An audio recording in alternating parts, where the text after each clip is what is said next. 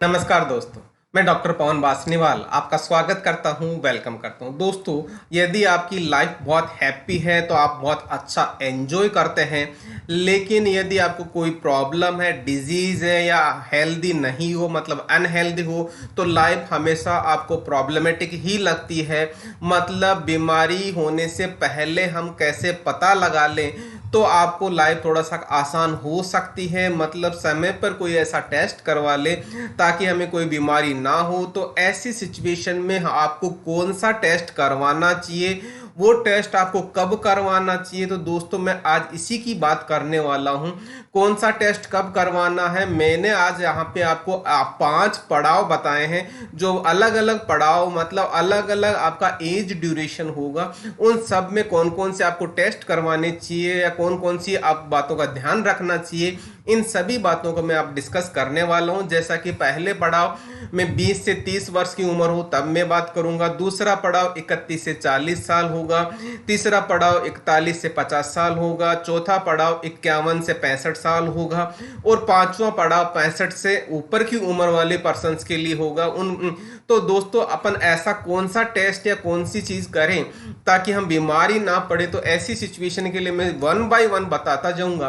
दोस्तों, यदि आप चैनल पे पहली बार आए, चैनल को सब्सक्राइब करें, बेल आइकन को इनेबल कर लें और अपने दोस्तों को, फ्रेंड सर्किल को, फैमिली मेंबर्स को, सभी को डिस्कस करें, सभी को बताएं ताकि आप इन चीज़ों से बच सकें, हेल्दी ही रहें, अनहेल्दी नहीं रहें, आपको कोई ऐसी डिजीज ना हो।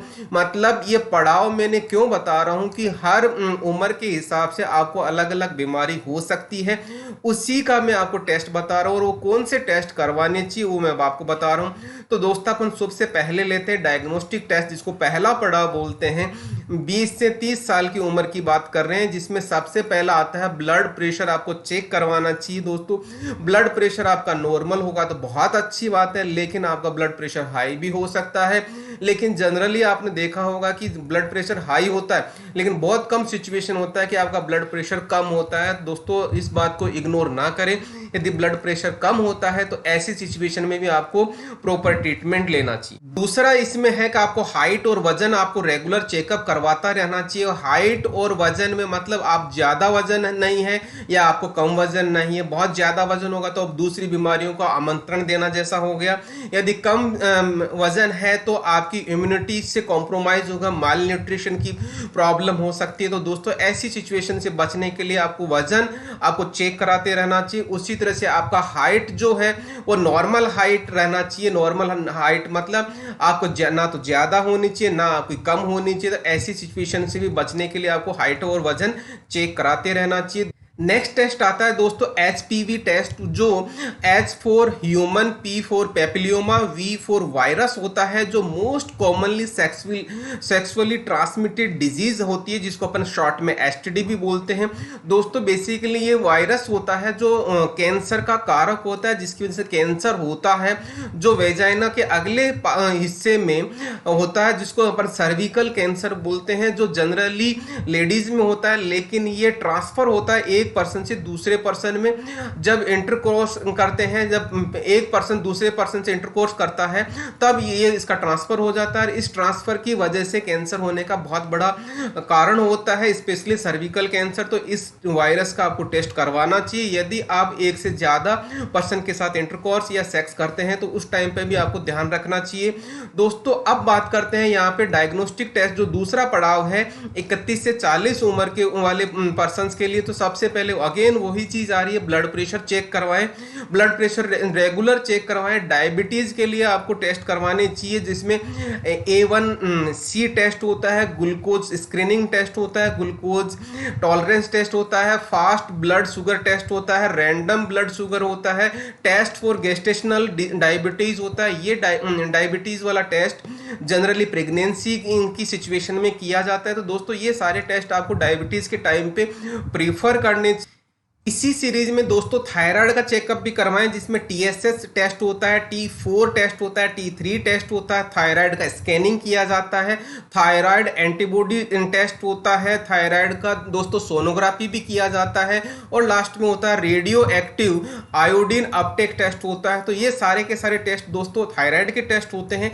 जो आपको प्रिफरेबली करना चाहिए 31 से 40 की उम्र में एक बार जरूर करवाना चाहिए आपको, ताकि प्रॉब्लम्स ना हो। इसी तरह से आपका यदि हार्ट प्रॉपर वर्क कर रहा है तो ब्लड टेस्ट करवाना चाहिए।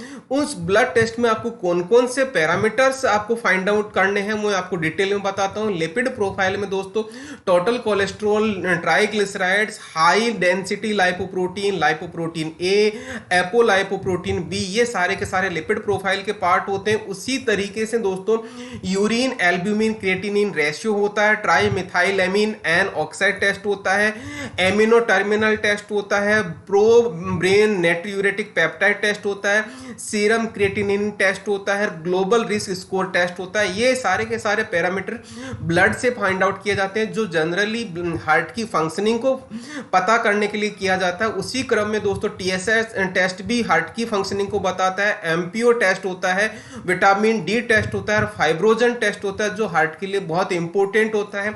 उसी क्रम में homocysteine, protein, creatine kinase, SGOT, SGPT and haemoglobin A1C। इस तरह से दोस्तों मैंने आपको हार्ट के जितने भी ब्लड से रिलेटेड टेस्ट होते हैं वो पूरे के पूरे बता दिए, जो आपको समय रहते हैं आपको एक बार जरूर करवाना चाहिए, ताकि आपको कोई सिचुएशन ऐसी ना हो जिसमें आपको हार्ट फेलियर या हार्ट अटैक जैसी सिचुएशन आए।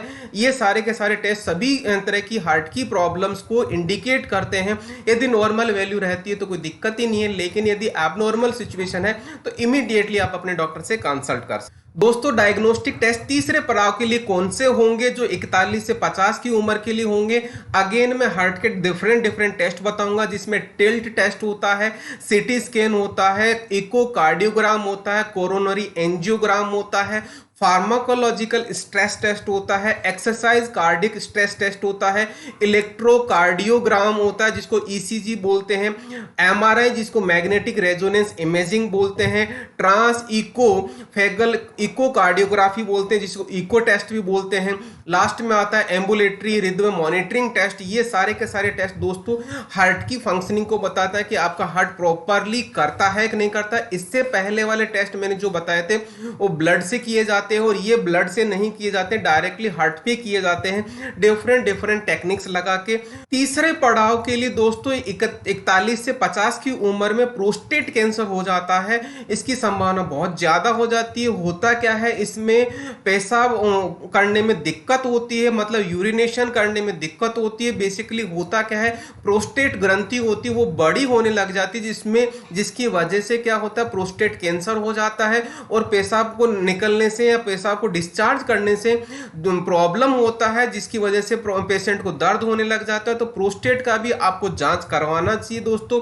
उसी तरह से दोस्तों स्किन कैंसर से रिलेटेड भी प्रॉब्लम्स हो सकती है, मतलब स्किन से रिलेटेड कोई आपको एबनॉर्मल सिचुएशन लगे तो आपको स्किन कैंसर से रिलेटेड भी जानकारी लेनी चाहिए और उससे रिलेटेड टेस्ट करवाने चाहिए।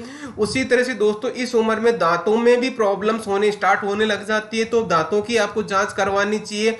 आंखों की भी जांच करवानी चाहिए कि आंखें आपकी कमजोर तो नहीं होगी पर्टिकुलर किसी की वजह से, या आंख में आपका चश्मा लग रहा है या चश्मे के नंबर आ गए तो आपको चश्मे का यूज करना चाहिए। तो दोस्तों ये सारी चीजें आपको ध्यान रखनी चाहिए। अब बात करते हैं चौथे पड़ाव की, जो 51 से लेकर 65 साल की उम्र के लिए रिकमेंड किया जाता है जनरली। जो इसमें सबसे पहला टेस्ट होता है दोस्तों स्टूल टेस्ट, जिसमें आपका क्या होता है, लेट्रिन की टेस्ट किया जाता है, जिसमें फीकल ओकुल्ट ब्लड टेस्ट होता है। बेसिकली इसका टेस्ट क्यों किया जाता है कि आपकी आहार नाल में कोई प्रॉब्लम तो नहीं है, इसीलिए स्टूल टेस्ट किया जाता है।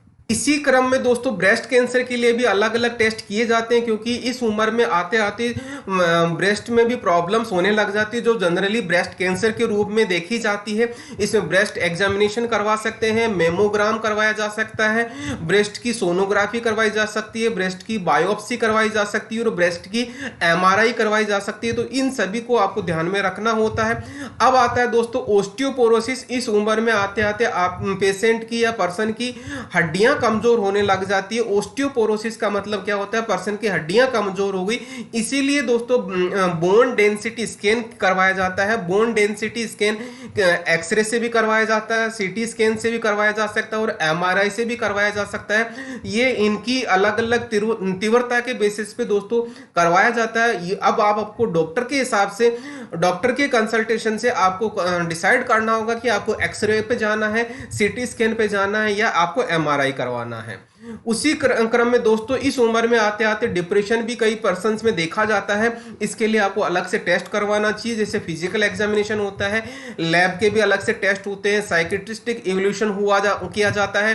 फिर एक आता है diagnostic statistical manual of mental disorder, जिसको DSM-5 बोला जाता है। इन सभी का भी टेस्ट करवाया जाता है।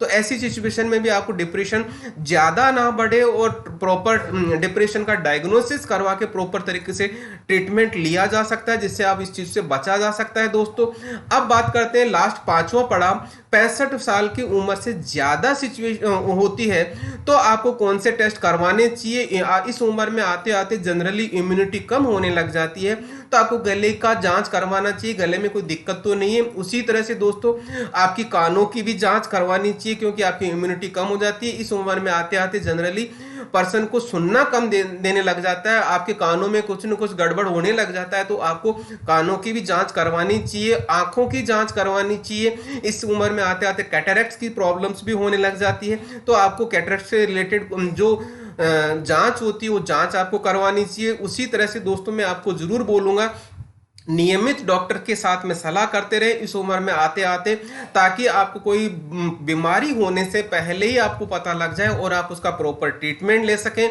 मतलब ये हुआ प्रॉपर डायग्नोसिस हो गया और तो प्रॉपर ट्रीटमेंट होगा, और प्रॉपर ट्रीटमेंट होगा तो आपका बहुत अच्छा स्वास्थ्य रहेगा। दोस्तों इसी के साथ मैं आपको जरूर बोलूंगा, आपको जो मैंने डायग्नोस्टिक टेस्ट के बारे में जो जानकारी दी है वो आपको जानकारी कैसी लगी कमेंट सेक्शन में कमेंट करके जरूर बताएं, ताकि मैं और अच्छा वीडियो बनाऊं।